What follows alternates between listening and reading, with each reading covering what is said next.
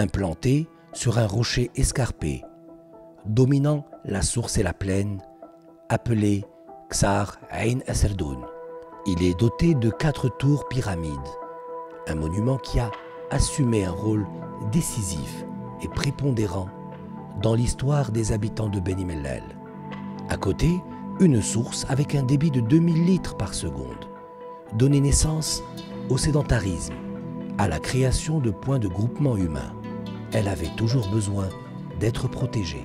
Ce Ksar nous préserve un patrimoine architectural distingué, fondé selon la tradition orale pendant l'époque de Moulay Hassan Ier, soit fin du 19e siècle.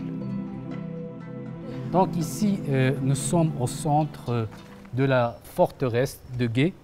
Donc les gardiens, ils peuvent monter là-haut, comme ils peuvent regarder à travers les fenêtres tout autour du Ksar. Et comment ils prévenaient des attaques?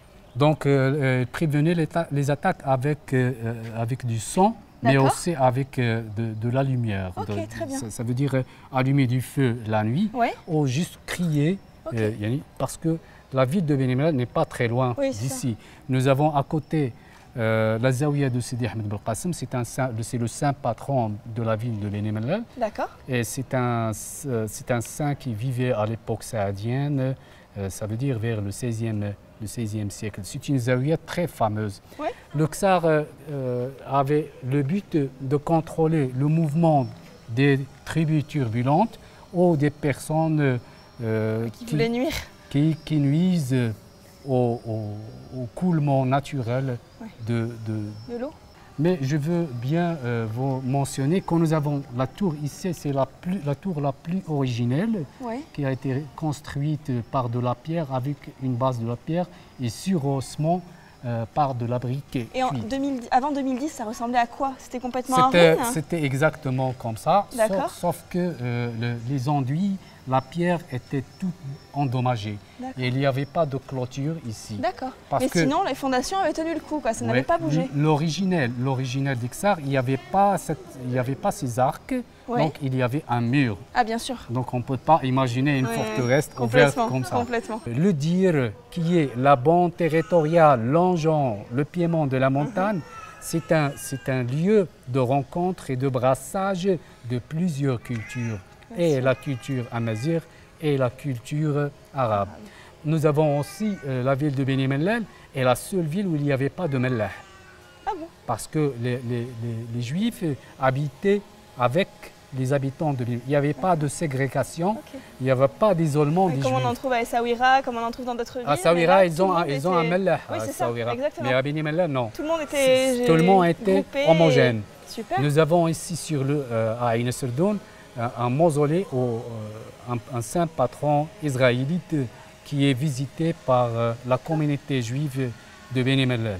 D'accord, donc ils viennent se recueillir ici. Oui, effectivement. Donc c'est un site qui englobe un ensemble de caractéristiques et de valeurs historiques, naturelles et aussi archéologiques.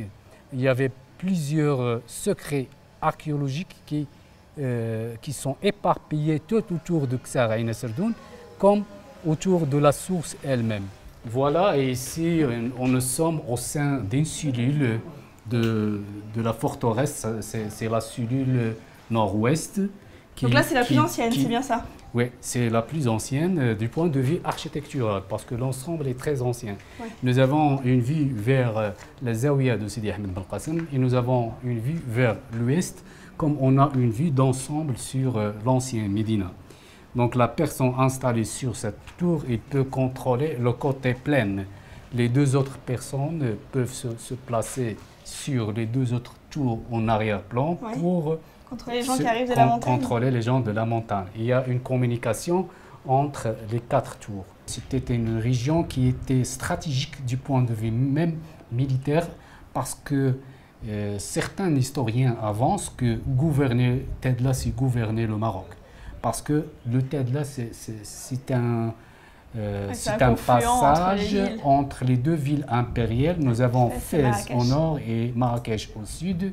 Mais pour rejoindre les deux villes par le chemin le plus court, c'est le Tedla.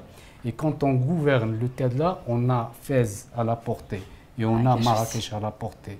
À l'époque saadienne, la fin des Ouattacides et le début des Saadiens, il y avait de grandes batailles ici au pays, au Bilad Tedla. La contrée tadilienne, c'était une étape décisive dans le confrontement entre les dynasties qui ont régné sur le Maroc.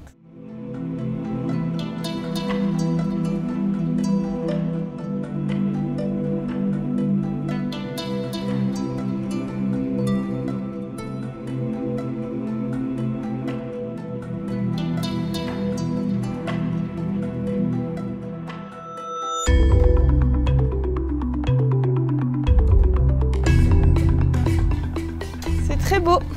Oui, merci. Merci beaucoup. De rien. À bientôt. Vous êtes les bienvenus. Bah, on reviendra. Inch'Allah. Bye bye. Bye bye.